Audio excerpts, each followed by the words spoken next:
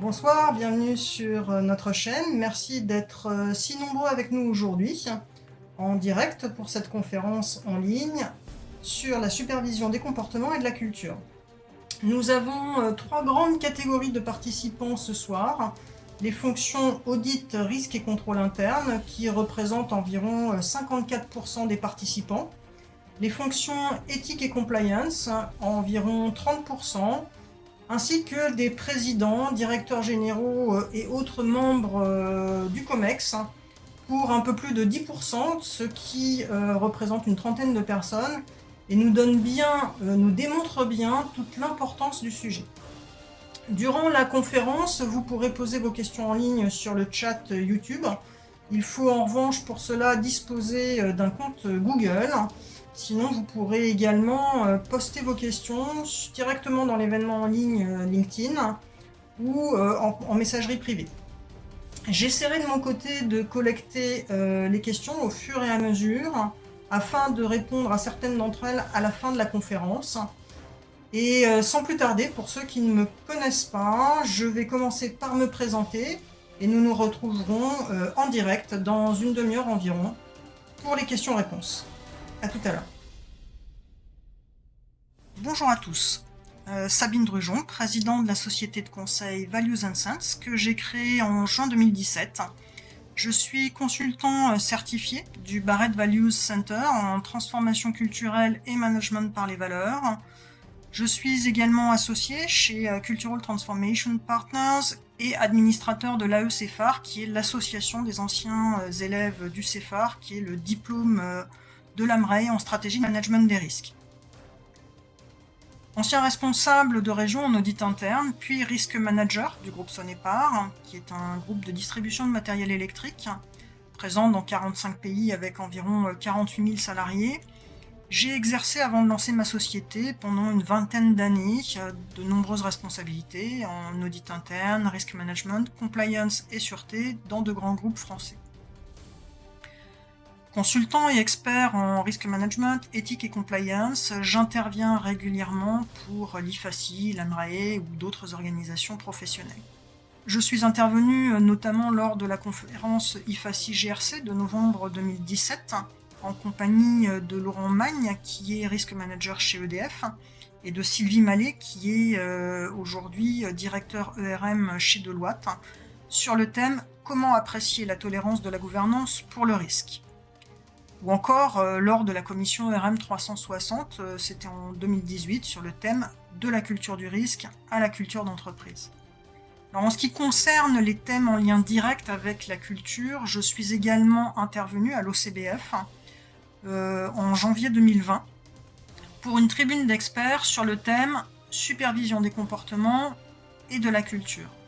Je suis également intervenu lors de la réunion mensuelle de juin 2019 pour l'IFACI, réunion réalisée en collaboration avec le Cercle d'éthique des affaires, sur le thème « Comment auditer la culture de l'organisation ». Je suis par ailleurs régulièrement sollicité pour des interviews ou la rédaction de tribunes ou d'articles dans des magazines spécialisés. J'ai notamment rédigé une tribune de 3 pages pour le magazine Compliance sur le thème « La culture d'entreprise, nouveau socle des programmes d'éthique et de compliance ». J'ai également été interviewé sur la culture éthique par l'IFACI pour le magazine Audit, Risque et Contrôle, ainsi que sur l'audit culturel pour le numéro 21 de l'ARC, sur le thème « L'audit de la culture d'entreprise est-il possible en France ?»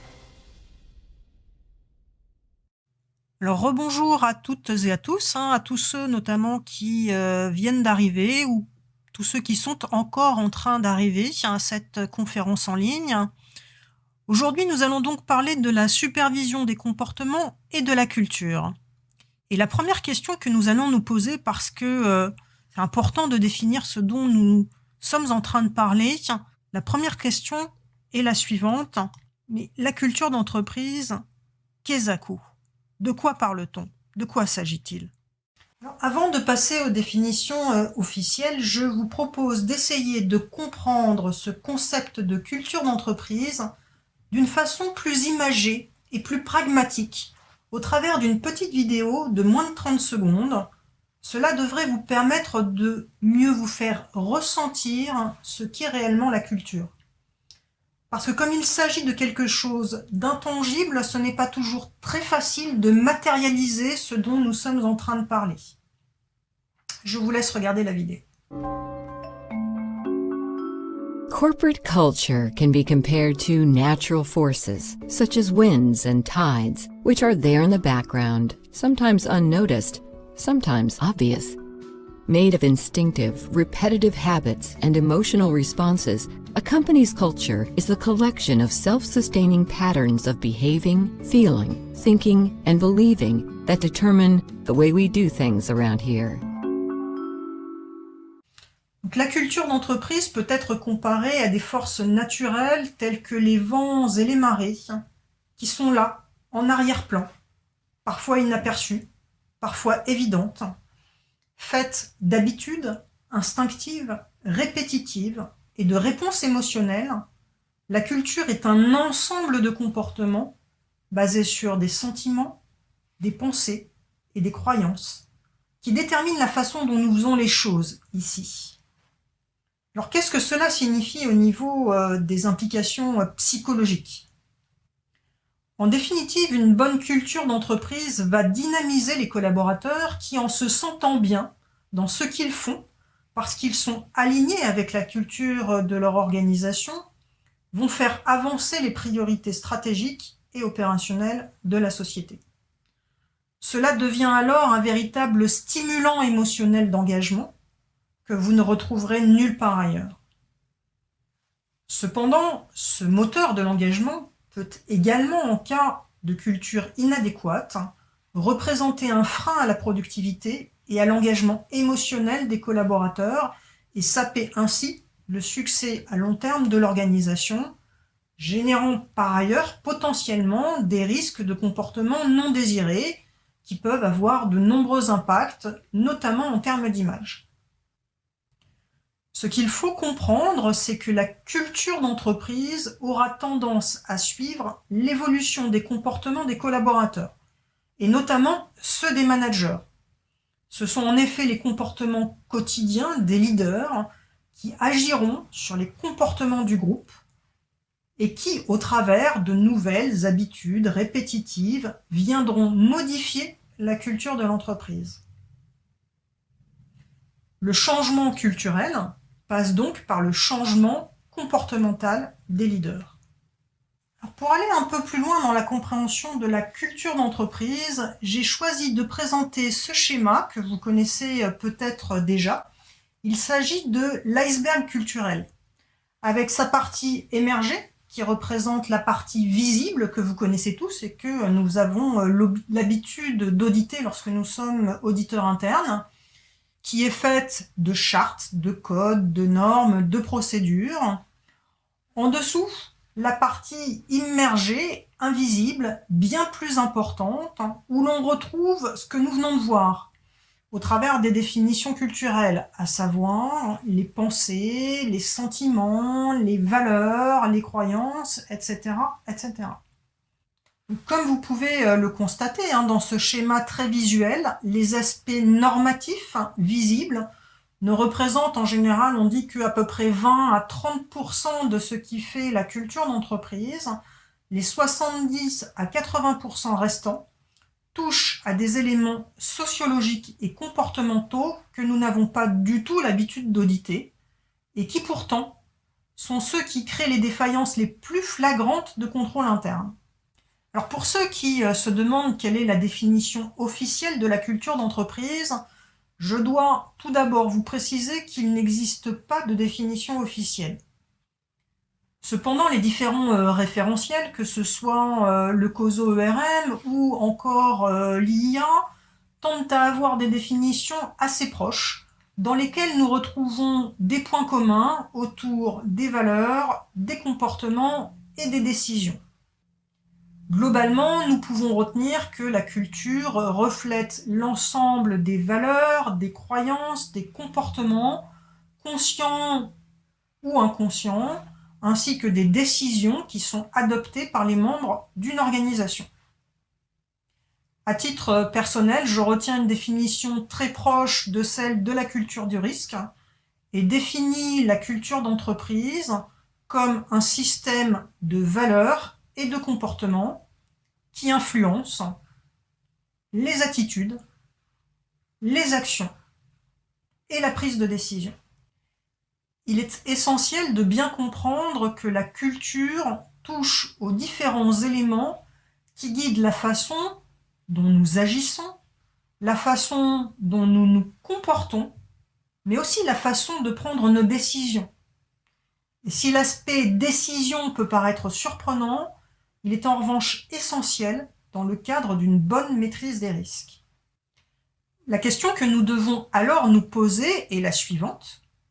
Quelles sont les valeurs qui nous animent lors de nos prises de décision ? C'est la culture de l'organisation qui orientera cette prise de décision en fonction des priorités perçues par les collaborateurs. Ce qu'ils pensent que l'entreprise aimerait qu'ils fassent, en vrai, dans la vraie vie, et pas ce qui est affiché sur les murs ou dans les codes de conduite. Et c'est bien cela qui va guider leurs décisions. Alors maintenant que nous avons défini ce qu'est la culture d'entreprise, la question que vous pouvez vous poser est la suivante. Cela fait des années que le régulateur nous parle de culture du risque. Alors pourquoi parler de culture d'entreprise aujourd'hui ? Nos entreprises, depuis bien des années, sont organisées en silos, et vous le savez tous.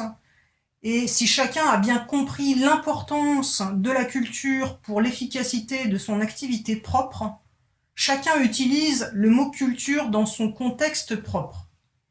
Aussi, lorsque nous sommes en charge de la sécurité, nous indiquons qu'il faut développer la culture de la sécurité. Lorsque nous sommes en charge de la compliance, qu'il faut développer la culture de la compliance. Pour ceux qui sont en charge du risk management, il faut développer la culture du risque, etc., etc. Le problème, c'est que lorsque nous sommes dans une grande entreprise, qu'est-ce qui va se passer ? En fait, chacune de ces fonctions va prendre ses petits pieds pour faire le tour du monde et expliquer aux collaborateurs que ce qui est le plus important pour l'entreprise, bien évidemment, c'est la culture de la sécurité lorsque l'on est en charge de la culture, ou bien ça va être la culture de la compliance lorsque l'on est en charge de la compliance, etc., etc. Tout devient alors prioritaire, les collaborateurs perdent leurs repères, et finalement, on n'accorde pas plus d'importance ni à l'une ni à l'autre. En réalité, toutes ces cultures ne sont que des sous-cultures de ce que nous appelons la culture organisationnelle, qui est plus connue en France sous le nom de culture d'entreprise. Nous devrions alors plutôt nous demander de quelle façon la culture d'entreprise soutient la culture de la sécurité, ou bien soutient la culture de la compliance, ou encore celle du risque. Quelles sont les valeurs les plus importantes qui sont réellement incarnées au quotidien et les comportements associés qui vont soutenir cette culture d'entreprise, et notamment celle de la compliance ou du risque dont vous êtes potentiellement en charge. Et lorsque le régulateur vous interroge sur ces thématiques, c'est bien cela qu'il attend comme réponse. De quelle façon la culture d'entreprise porte les valeurs et les comportements ad hoc qui vont guider les priorités des collaborateurs et leurs décisions au quotidien. Alors pourquoi ce nouvel engouement pour la culture d'entreprise ? Historiquement, les entreprises se sont principalement concentrées sur les règles et les mécanismes formels pour tenter de maîtriser leurs risques et d'influencer les comportements dans le milieu du travail. Saviez-vous cependant qu'à partir d'une trentaine d'années, nos décisions sont de moins en moins basées sur l'obéissance aux règles et de plus en plus sur notre raisonnement et sur nos valeurs. Vous avez sans doute pu le constater vous-même, l'inflation de règles et de nouvelles réglementations, faisant suite aux différentes crises financières, n'ont pas suffi à prévenir de nouveaux scandales. Et depuis la crise de 2008, les lacunes éthiques et culturelles continuent à être régulièrement dénoncées. Une analyse de la crise financière et de ses conséquences met en lumière la culture et les comportements humains comme l'une des causes principales de ces défaillances. Quel constat pouvons-nous alors en tirer ? Accroître les règles et la réglementation ne suffit donc pas à prévenir les scandales financiers. L'accroissement des règles et réglementations ne participe finalement qu'à une seule chose, donner l'illusion que tout est sous contrôle. Les règles ne peuvent pas et ne pourront jamais remplacer l'expérience, l'attitude, l'état d'esprit et les valeurs des collaborateurs. Bien qu'elles puissent aider à orienter la prise de décision, comme nous venons de le voir, les comportements humains sont avant tout façonnés par l'expérience des individus dans l'environnement particulier d'une organisation, à savoir sa culture. Une approche plus efficace consiste alors à davantage équilibrer les règles formelles, le normatif, avec les éléments informels, le sociologique, la partie invisible de l'iceberg, qui influencera davantage les comportements pour conduire à des performances durables, qui par ailleurs seront alignés avec le niveau de risque souhaité par l'organisation. Et je conclurai cette introduction par cette citation de Warren Buffett : « La culture, bien plus que les règles, détermine le comportement d'une organisation. » C'est donc bien la culture, bien plus que les règles, les chartes ou autres éléments normatifs, qui va guider le comportement humain et donc la façon dont on va faire les choses dans une organisation. J'aime pour ma part rappeler qu'il y a deux fondamentaux pour redonner du sens et un cadre d'action aux collaborateurs. Le premier, c'est le why, le sens. À quoi je sers ? Pourquoi j'existe ? Quelle est ma mission ? Ce why qui est retraduit dans la loi Pacte aujourd'hui autour de la raison d'être et qui est généralement déterminé à travers la vision et la mission de l'organisation. Le deuxième, c'est le how, les valeurs. Le comment je sers ma raison d'être. Avec quels agissements, quels comportements, quelles sont les valeurs qu'ils doivent m'animer pour mener à bien la mission de mon organisation. C'est d'ailleurs autour de ces deux fondamentaux que j'ai créé la marque de mon entreprise. Values and Sense, les valeurs et le sens. Ces deux fondamentaux qui permettent de redonner de l'autonomie et de la confiance aux collaborateurs dans une organisation. Une fois que l'on a compris où l'on veut aller et pourquoi on le fait, et que dans le même temps, on nous a défini le cadre global, c'est-à-dire les comportements attendus pour l'atteinte de ces résultats, alors il est facile de redonner de l'autonomie aux collaborateurs. Alors dans cette deuxième partie, je propose d'essayer de vous expliquer pourquoi et en quoi la culture d'entreprise est tellement importante et quelles activités elle va impacter. Alors, en ce qui concerne les grandes catégories d'activités, la culture d'entreprise va jouer un rôle prépondérant dans la maîtrise de ces activités et leur efficacité. Dans certains cas, la culture d'entreprise représente même un prérequis à la réussite de ces projets ou de ces activités. Il faut savoir, par exemple, qu'environ 70% des fusions-acquisitions échouent à cause de problématiques culturelles. C'est véritablement énorme. Mais nous avons également la problématique des millennials. Vous savez, ces nouvelles générations en quête de sens et d'une culture d'entreprise qui soit alignée avec leurs aspirations. C'est une population qui devrait quand même représenter 50% de la population active d'ici 1 an ou 2. Les enjeux RH sont donc colossaux.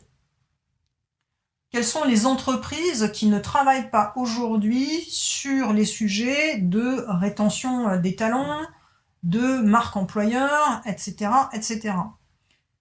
J'attirerai également particulièrement votre attention sur un thème d'actualité qui touche pratiquement tout le monde, et c'est peut-être encore plus vrai aujourd'hui qu'hier, à savoir la transformation digitale. Et pour ce faire, je vais citer deux grands patrons qui sont connus pour leur maturité en transformation digitale. Je citerai tout d'abord Nicolas Petit, directeur des opérations et du marketing de Microsoft France, qui indiquait: l'important dans la transformation numérique, ce n'est pas la technologie, c'est la culture. Mais également Frédéric Oudéa, directeur général de la Société Générale, qui a été récompensé d'ailleurs pour sa maturité digitale au palmarès ICAC 40 2017 qui était organisé par Les Échos. Frédéric Oudéa affirmait de son côté: l'enjeu de la transformation digitale, c'est avant tout le capital humain, ce qui revient à peu près à la même chose. Alors, quels sont les effets d'une culture inadaptée ? L'idée n'est pas ici d'essayer de lister tous les effets pervers d'une culture d'entreprise déficiente, mais plutôt de vous donner quelques pistes pour faire un lien, ou des liens, avec des situations que vous avez peut-être déjà vécues dans vos organisations. Les liens entre tous ces éléments sont étroits. Par exemple, entre les comportements délictueux et les peurs, la peur de se faire renvoyer ou d'être réprimandé, diminuant la capacité de voir ce que l'on appelle la big picture, et qui par exemple pourra générer des comportements délictueux et augmenter ainsi les risques de réputation. Nous voyons ainsi que tout cela est lié et qu'il faut essayer de remonter à la cause profonde. Vous savez, ces fameux 5 pourquoi que tout le monde connaît bien, en tout cas au moins les auditeurs, pour essayer d'agir au bon niveau. Et c'est bien ici que réside la principale difficulté. À l'inverse, quels sont les effets d'une saine culture ? Plutôt que de se focaliser sur les effets d'une mauvaise culture, je préfère, pour ma part, développer les aspects positifs de ce que l'on appellera une saine culture. En fait, une culture qui vous permettra d'atteindre vos objectifs stratégiques en développant tout le potentiel humain inexploité qui ne demande qu'à se libérer. Libérer l'énergie créatrice des équipes permettant de se différencier de la concurrence, notamment en imaginant de nouvelles solutions, de nouveaux produits, de nouveaux process ou de nouveaux modes d'organisation. Rappelez-vous l'introduction avec la vidéo, faite d'habitudes instinctives, répétitives et de réponses émotionnelles. La culture est un ensemble de comportements basés sur des sentiments, des pensées et des croyances qui agissent comme un véritable stimulant émotionnel. Stimulant émotionnel d'engagement que l'on ne retrouve nulle part ailleurs. Certaines statistiques estiment qu'une bonne culture améliore d'environ 20% la performance des collaborateurs.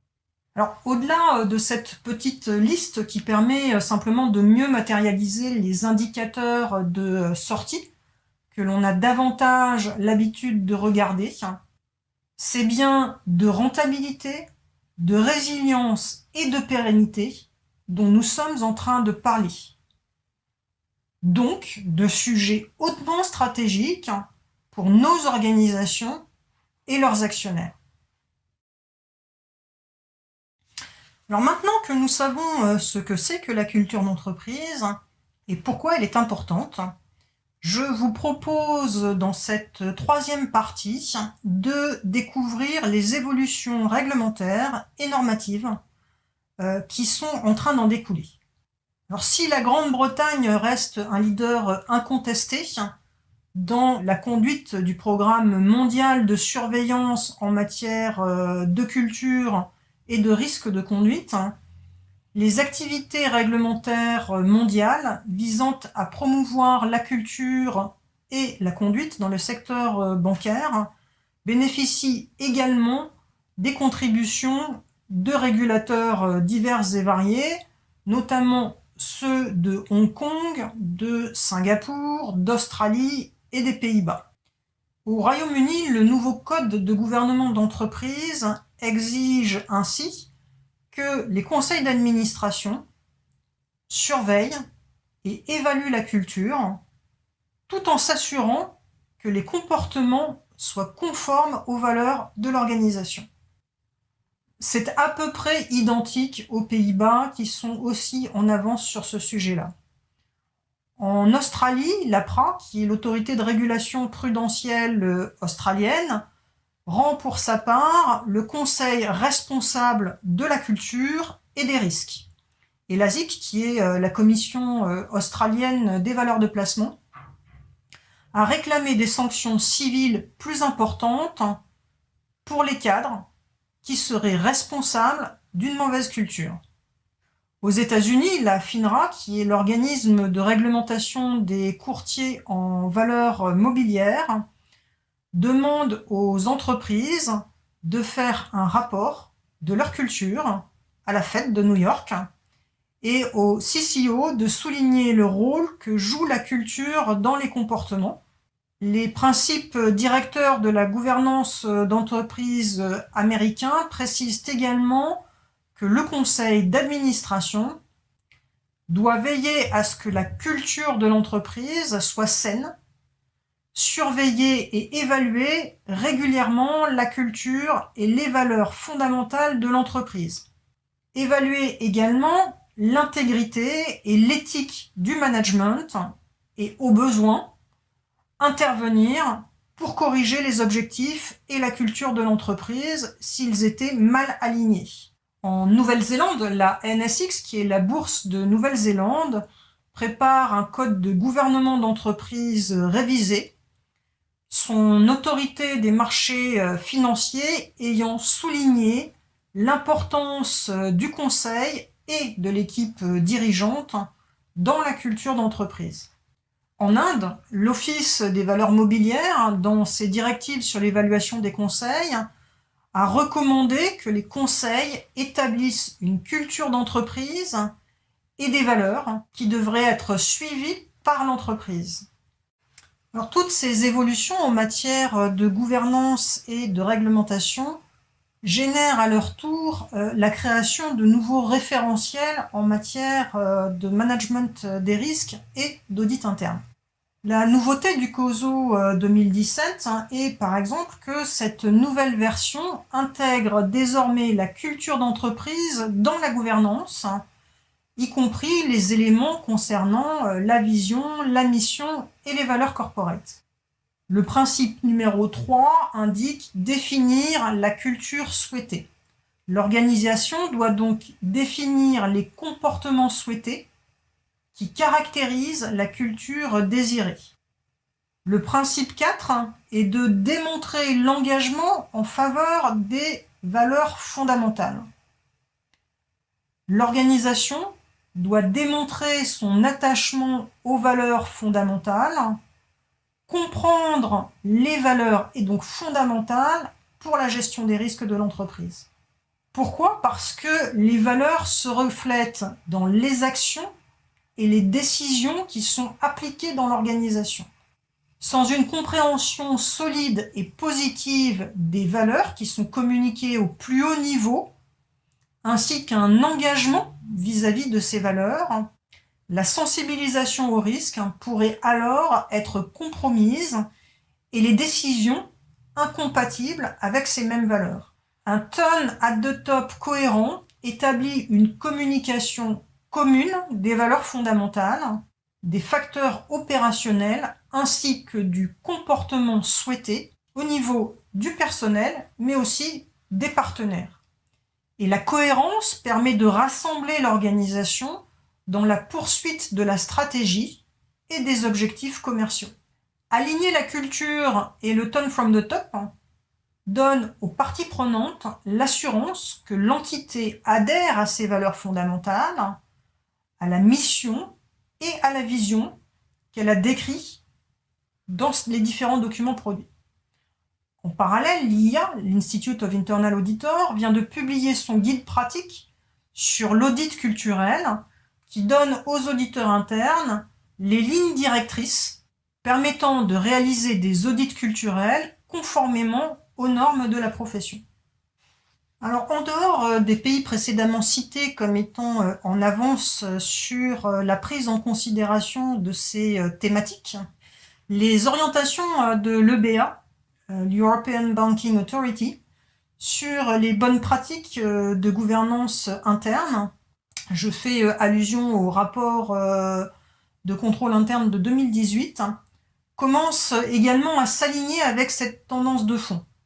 Même si elle continue à parler de culture du risque, le message sous-jacent est celui de la culture d'entreprise. Dans le rapport de contrôle interne de 2018, dans le paragraphe sur les rôles et responsabilités de l'organe de direction, il est indiqué dans les points suivants, le point numéro J, une culture du risque qui traite de la prise de conscience des risques et des comportements de prise de risque dans l'institution. Le petit K était une culture et des valeurs d'entreprise qui encouragent un comportement responsable et éthique, y compris un code de conduite ou un instrument similaire.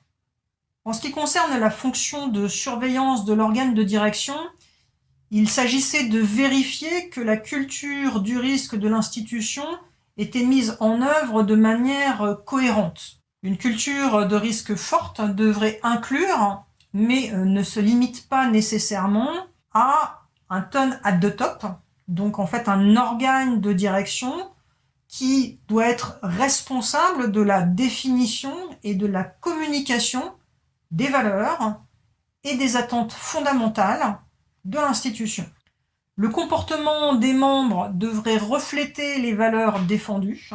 La direction des institutions, donc y compris les titulaires de fonctions clés, devrait également contribuer à la communication interne des valeurs fondamentales et des attentes du personnel. L'organe de direction, quant à lui, devrait promouvoir, surveiller et évaluer de manière continue la culture du risque de l'institution, examiner l'impact de la culture du risque sur la stabilité financière, mais aussi le profil de risque et la gouvernance solide de l'institution pour y apporter des modifications si nécessaire. Les politiques devraient énoncer des principes et fournir une liste des comportements acceptables ou inacceptables. Dans cette dernière partie, je vous propose de rentrer de façon plus concrète dans le sujet afin de répondre à cette question: comment évaluer et surveiller la culture d'entreprise? Et nous allons voir ici les pratiques les plus fréquentes en la matière, en commençant par l'audit culturel. Alors, l'audit de la culture du risque. Une évaluation de la culture du risque prend en compte les comportements, les normes et les systèmes qui contribuent à la gestion du risque et reflète les perceptions qui sont partagées par les collaborateurs sur la gestion du risque. Alors, sans trop rentrer dans le détail parce que ce n'est pas l'objet ici, voici simplement quelques exemples de facteurs de risque que l'on peut évaluer lors d'un audit de la culture du risque. Alors, on peut évaluer la manière dont le comportement ainsi que les normes et les systèmes connexes soutiennent ou au contraire entravent l'environnement de contrôle de l'organisation. On peut essayer de déterminer si le système de récompense en place génère de mauvais comportements en matière de prise de risque, ou bien si le comportement de prise de risque et la prise de décision s'alignent sur le risk appetite de l'organisation. On peut également essayer de répondre aux préoccupations de l'organisation quant à la manière dont un comportement peut affecter négativement la gestion des risques, gérer par exemple le risque de dégradation qui pourrait être associé au comportement. Les évaluations de la culture du risque peuvent également être intégrées de manière relativement transparente à des audits sur d'autres sujets en raison de leur concentration sur l'environnement de contrôle. Certaines organisations pratiquent également des audits culturels spécifiques qui peuvent s'articuler dans un processus global, comme celui qui est indiqué sur cette slide, avec différentes étapes qui commencent généralement par ce que nous appelons une enquête culturelle. Elle est en général suivie par la réalisation d'entretiens individuels qui vont s'appuyer sur les résultats de cette enquête culturelle. Il s'agira d'essayer de comprendre notamment les circonstances qui entraînent certaines réponses qui auront été obtenues lors de l'enquête culturelle. Il y aura ensuite une analyse des résultats de l'enquête, ainsi qu'une synthèse des entretiens pour identifier les forces et les faiblesses potentielles, ainsi que les causes profondes générant un certain nombre de comportements récurrents. Puis nous mettrons en œuvre la définition et la mise en place d'un plan d'action de transformation culturelle et éventuellement la mise en place de tableaux de bord de suivi culturel avec la création de KPI ad hoc. Alors, encore peu d'entreprises pratiquent un processus complet tel que celui qui vient d'être décrit. Le concept, je dirais, le plus répandu à l'heure actuelle est celui de l'enquête culturelle, ainsi que celui de l'analyse des valeurs épousées. Bien écoutez, voilà, nous arrivons à la fin de cette conférence. J'espère qu'elle vous aura plu, que j'aurai été claire. Et je vous remercie beaucoup de nous avoir suivis. Nous disposons environ d'à peu près maintenant une quinzaine de minutes pour répondre aux différentes questions. Et donc je m'efforcerai d'en prendre un certain nombre et d'y répondre en direct. À tout de suite.